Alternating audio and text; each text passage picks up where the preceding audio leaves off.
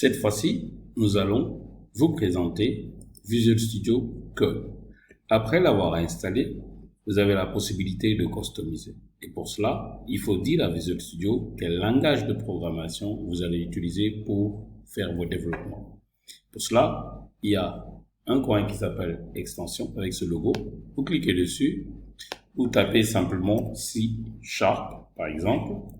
Si je tape C#, il y a l'ensemble des expressions ou des extensions qui portent le nom C#. Donc ici, par exemple, je peux installer le C# DevKit. Alors, le C# DevKit, si vous voulez plus de détails, il vous permet de pouvoir installer le langage C# avec l'ensemble des extensions comme IntelliCode, etc., etc. OK? Donc, pour plus de détails, regardez cette description qui est bien fournie. Ensuite, vous avez la possibilité d'installer le langage de base, donc C#. OK? Donc, ça, c'est une extension. Et vous avez la possibilité d'installer l'IntelliCode qui est déjà installé en installant le C# DevKit. Vous avez d'autres extensions C# que vous pouvez installer, OK, qui vous donnent un peu des aspects assez fun, OK. Idem pour les C# snippets, OK. Tout cela, ça vous permet d'avoir une interface assez jolie. OK, ici, par exemple, de Hello World, vous avez la possibilité de créer des snippets, vos propres snippets, des namespaces, etc., etc. OK? Donc, ici, c'est vraiment la boutique où vous avez la possibilité de télécharger énormément de choses sur C#. OK? Alors, je vais installer une extension qui est assez bien connue.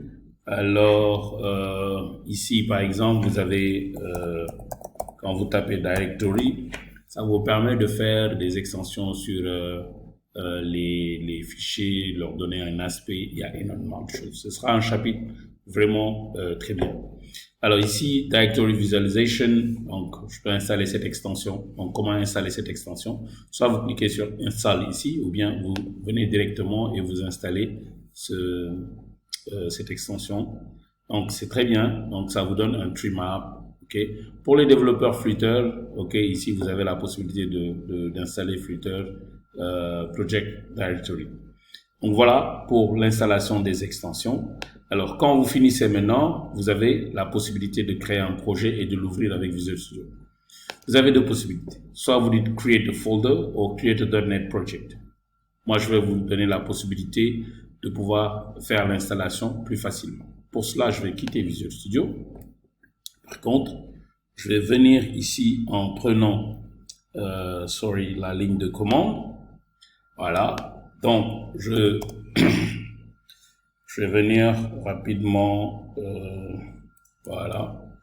Donc, je vais mettre mkdir. Je vais mettre mes exos C#. OK. Je vais me déplacer dans ce répertoire. Et ensuite ici, je vais créer un répertoire qui va porter le nom de mon projet. Donc, je vais mettre mkdir first exo. Donc, je vais me déplacer dans first exo et je vais mettre .NET new et je vais mettre par exemple console. Alors, j'ai créé une console application. OK. Alors voilà, l'application est là. Donc quand je mets dir, vous voyez, first exo.csproj, on va voir les détails. Donc je peux mettre .NET restore pour restaurer. Là, je restaure le projet, donc je mets un .NET build pour builder et voir si tout est correct. Alors il lance le build. Et on va voir s'il y a des erreurs ou pas. OK. Donc, identification du projet à restaurer. Tous les projets sont à jour pour la restauration. Donc là, il va lancer le .NET Restore et le .NET Build. Et enfin, il dit 0 avertissement, 0 erreur. Donc, qu'est-ce que je vais faire? Je vais simplement .NET Run.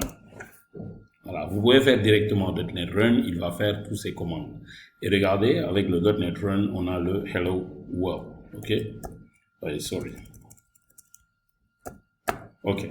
Donc ici, nous avons le Hello World. Donc, je vais mettre un clear,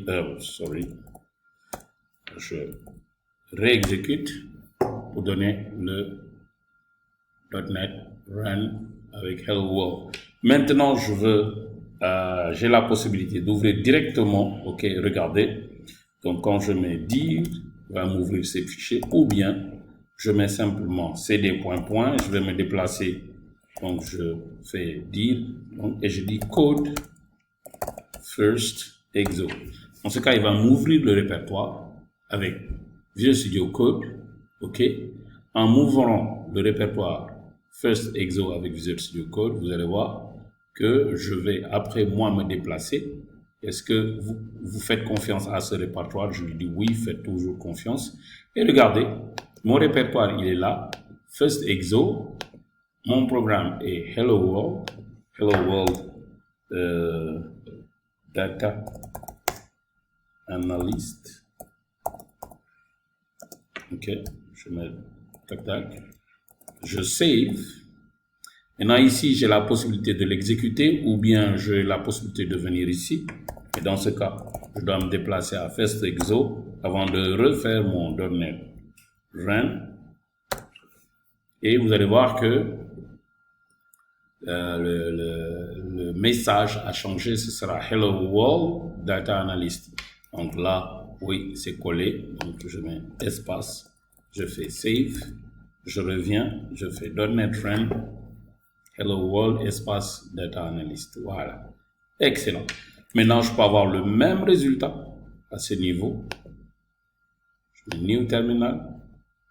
Et on a ce terminal. Et je mets .NET Run. Et il va exécuter l'application et me donner le résultat. Donc voilà un peu une présentation de tout ce qui est Visual Studio. Maintenant, le prochain chapitre, on va deep dive sur Visual Studio Code et deep dive sur Visual Studio 2022.